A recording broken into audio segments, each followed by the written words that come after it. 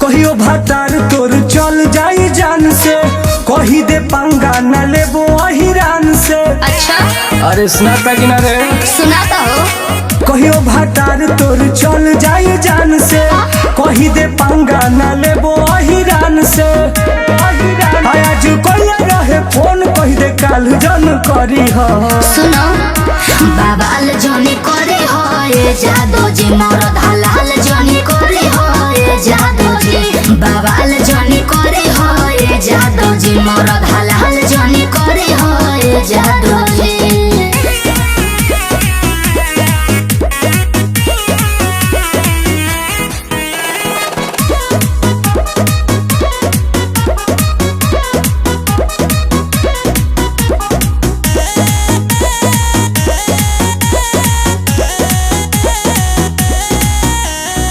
लागता मन ओकर बढ़ल बा।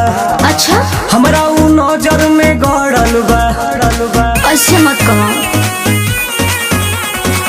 लागता मन ओकर बढ़ल बा। जा जाना हमरा उ नजर में गड़ल बा।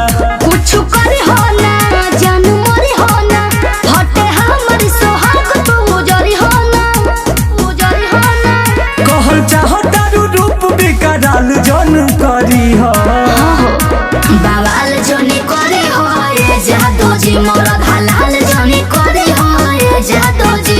बाबाल जनी करे हो ये जादो जी, मरद हलाल जनी करे हो ये जादो जी।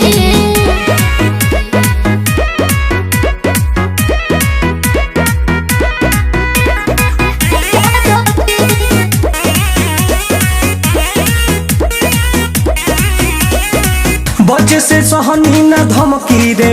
अच्छा टुन टुन के माथा गोइल सन की रे। ओहो अरे तू तो सुधर जा।